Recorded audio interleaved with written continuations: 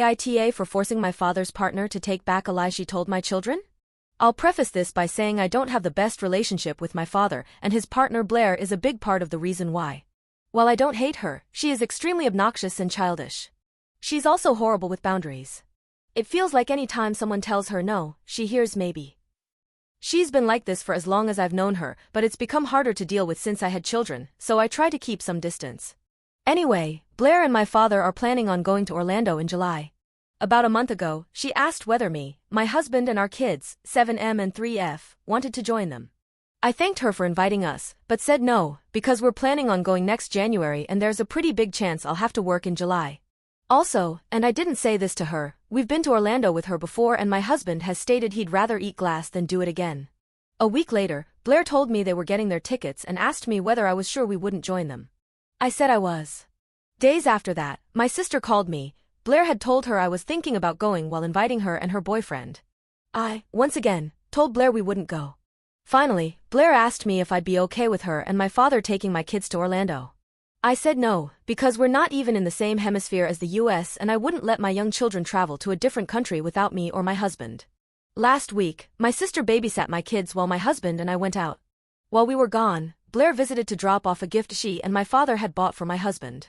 She also took the opportunity to tell my children we were all going to Orlando in July. My daughter didn't care about it much at first, I think she didn't really register it, but my son got very excited right away. He kept talking about how much he wanted to go to Disney and asking about the trip. And after watching her big brother like that, my daughter jumped on the bandwagon with him. It was both heartbreaking and infuriating to watch them like that. I called Blair and said she had two options.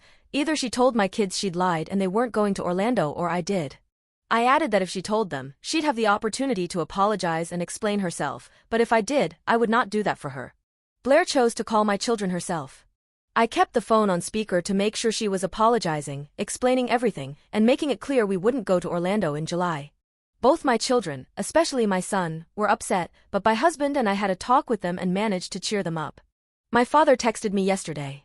He said that he didn't appreciate the way I dealt with this. Blair is still upset and thinks my kids are mad at her now. He wants me to apologize or at least try to get my kids to forgive her, but I don't see why I should. She was the one who lied to my children, and I'm not responsible for Blair's feelings. We're still on this back and forth, and I can tell neither of us is particularly proud about this. AITA? Relevant comments. Commenter. I would seriously consider a NC period until Blair learns that lying has consequences. I've considered going LC with Blair for a while. Not due to lies, this was the first time she lied to my kids, but because dealing with her genuinely feels like dealing with a child. Commenter 2. NTA. She is the living example of, I intentionally screwed up and I'm upset and hurt because I don't want to take responsibility for my own action, I just want to blame everyone else. As much as I generally have no issue with my father's relationship with Blair, a big problem I do have with it is that I feel like I'm the only person who says no to her. Whenever my father does say no, which already doesn't happen often, she ignores him. She's used to doing what she wants without anyone stopping her. Most of the time, I don't care. It doesn't really affect me that much. I do not tolerate this when it comes to matters related to my children, and I've made that very clear in the past. I think that's why I didn't expect her to lie to them. Update. I want to start off by saying my kids are both doing well. My daughter's birthday is coming up, which she's very excited about. My son is also doing better, but he's still a little upset. A few days after my first post, I was tucking him in when he asked me why Blair had been mean to them. There was no way to answer that question that felt fair to my children. She lied to them because she wanted to. She did what she did to manipulate us. I don't know whether she expected me and my husband to put our careers and sanities on hold to join them in July or to let her take our children to fucking Florida without their parents. Either way, it's not happening. We weren't sure how to deal with this. Going low contact felt too much like a maybe, which I already know means yes in Blair, but cutting ties felt like too much. In the end, we decided on a timeout period. She won't have any type of contact with the kids until the holidays. We'll extend that period if necessary. I told both her and my father about this over the weekend. She cried, and my father and I fought again. There wasn't really anything remarkable about what was said at first.